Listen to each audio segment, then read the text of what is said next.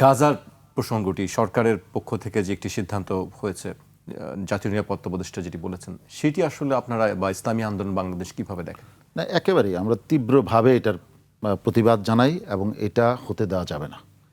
এটা সরকার হঠকারী যে সিদ্ধান্ত যদি তারা নেয়, তাহলে সেই ক্ষেত্রে ইসলামী আন্দোলন বাংলাদেশ এর ব্যাপারে তীব্র আন্দোলন গড়ে তুলবে এবং দেশের মানুষ এটা চায় না। দেশের মানুষের ম্যান্ডেট ছাড়া তারা এইরকম একটা সিদ্ধান্ত তারা নিতে পারেন না। একদম স্পষ্ট ভাষায় এটা বলতে চাই।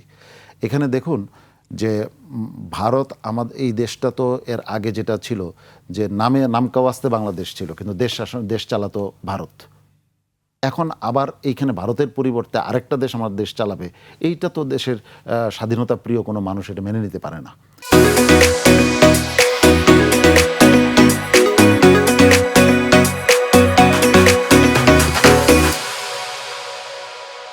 আমাদের স্বাধীনতা সার্বভৌমত্বের উপরে অন্যের হস্তক্ষেপ, অবাধ হস্তক্ষেপ, এটা আমরা চাই না।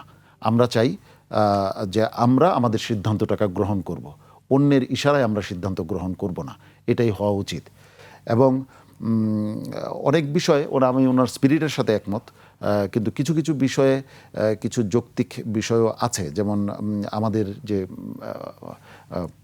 তৈরি পোশাক উপরে যে ট্যাক্স আরোপ করা হয়েছিল, এই ট্যাক্সের বিষয়টাকে তারা হ্যান্ডেল করেছেন এবং তার বিনিময়ে কিছু চুক্তি তারা করেছেন, যেমন বিমান কেনা বা দীর্ঘমেয়াদে। এখন এইটা কিন্তু আলোচনার বিষয়, এটা আমাদের জাতীয় পর্যায়ে আলোচনা হওয়া দরকার এবং এখানে কোনটা কতটুকু আমাদের লাভ হলো, কতটুকু আমাদের ক্ষতি হলো, সেটা আমরা আলোচনা করব। প্রকাশ করা হয়নি। হ্যাঁ, এইটা স্পষ্ট হওয়া উচিত, এটা স্পষ্ট হওয়া উচিত। মোট কথা, এই দেশটা আমাদের এই ছোট্ট একটা দেশ, এই দেশটার উপরে এত আগ্রাসন, এত কিছু, এবং এই দেশের যারা নেতৃত্ব দিবে তারাই যদি এই দেশের প্রতি মমত্ববোধ তাদের না থাকে, তাহলে যা হওয়ার তাই তো হবে, জনগণ শুধু বঞ্চিতই হয়ে যাবে।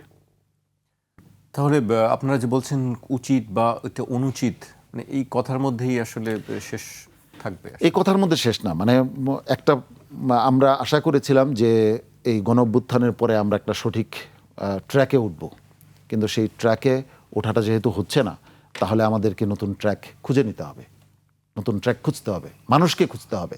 আমি ইসলামী আন্দোলন বাংলাদেশের পক্ষ থেকে যারা এই অনুষ্ঠানটি দেখছেন তাদেরকে বলবো, আপনারা যাদের নেতৃত্বে এই দেশটা পরিচালিত হয়েছে এবং যারা এখন নেতৃত্ব দিতে আসছে, তাদের চরিত্র বুঝতে হবে যে তারা আসলে কি চায়, তারা জনগণের জন্য কতটুকু করে আর কতটুকু করে নিজেদের স্বার্থের জন্য।